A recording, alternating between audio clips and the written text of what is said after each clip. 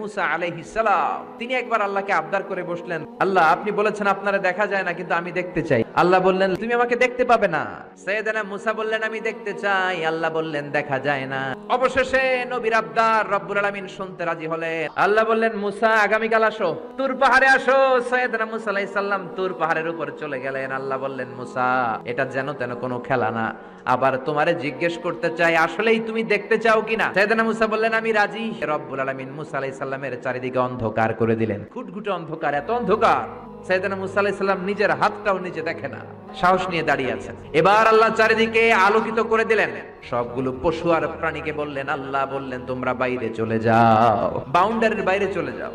এবার একেবারে ground ready, stadium ready. আল্লাহ বললেন মুসা তুমি উপরের দিকে তাকাও। সাইয়েদনা মুসা আলাইহিস সালাম উপরের দিকে তাকালেন, দেখলেন প্রথম আকাশ দেখা যায়, তারপরে দ্বিতীয় আকাশ, তৃতীয় আকাশ। সাইয়েদনা মুসা আলাইহিস সালাম দেখলেন আল্লাহর ৭০,০০০ নূরের পর্দা দেখা যায়। সেখান থেকে আল্লাহ গায়বী আওয়াজ দিয়ে বললেন মুসা শেষবারের মতো জিজ্ঞেস করি খেলা কি চলবে নাকি থামিয়ে দেব? সাইয়েদনা মুসা বলে চলবে। ও মুসা শক্ত হয়ে দাঁড়াও। আল্লাহ নূরের ফোকাস দিলেন। মুসা আলাইহিস সালাম কিছুই দেখেন নাই, কি যেন একটা দেখলেন। কেমন দেখলেন, অনুভূতিটা কেমন ছিল বলার মতো কোনো পরিবেশ নাই। এক ন্যানো সেকেন্ডেরও ১০০০ ভাগের ১ ভাগ নূরের ফোকাস আল্লাহ তুর পাহাড়ের মধ্যে দেওয়ার সাথে সাথেই পৃথিবীর সবচাইতে শক্তিধর পয়গাম্বর ওই ১ সেকেন্ডের ১০০০ ভাগের অল্প সময়ের মধ্যে বেহুশ হয়ে পাহাড়ের উপরে পড়ে যায়।